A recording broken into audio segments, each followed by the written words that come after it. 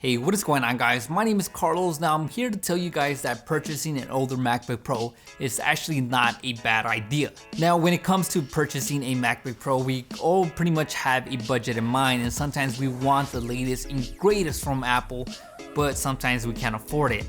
So for me, I picked up a mid-2015 MacBook Pro. Now I pretty much already saved money because I didn't go ahead and purchase the latest and greatest 2016 MacBook Pro 15-inch. So I kept looking around. Pretty much I shop on B&H all the time because I like that they don't charge no taxes, so I'm able to find some great deals on older generations of MacBook Pros. And one of the reasons why I chose this was because there's pretty much not a big performance boost upgrade over the 2016-inch model. There might be a slightly 10 to 20% increase, but for me, it's not a big deal. I mean, it's not worth it for me to spend the extra money and go ahead and get a 2016 MacBook Pro.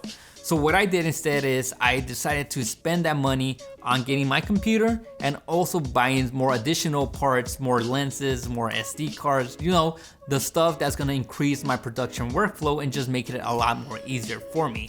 So I was able to do that instead of spending all my budget on one single item. And those are some of the things that we don't take in consideration when we're trying to upgrade our computers. Of course, for me, I do a lot of video work, so it just made more sense to purchase the cheaper MacBook Pro and spend the rest on gear. So there are a lot of videos online that you guys can find, and I found this great video by Max who did a comparison of how the 2015 to 2016 MacBook Pro do in terms of video editing, which is primarily what I use my computer for. And I'll link that video down below so you guys can go ahead and check it out. And that pretty much made me decide my purchase on my 2015 MacBook Pro and allowed me to save some extra few bucks. Now another reason why I decided to go with the mid-2015 MacBook Pro is the reason because I didn't want to be part of the dongle life. Alright, now let me explain before everybody starts telling me stuff in the comments down below.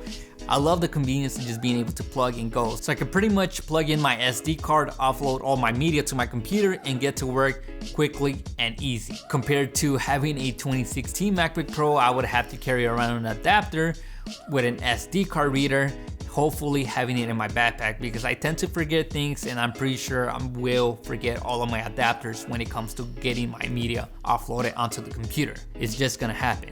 But let me tell you guys, if you guys have the money, these nice new MacBook Pros have all these nice fancy colors, and sometimes they decide to charge you for $1,000 more just so you guys can have the nicer, fancier colors. And Apple tends to do that a lot and just bring up the performance boost by maybe 5 to 10% more, and then they make their older models a bit more inexpensive.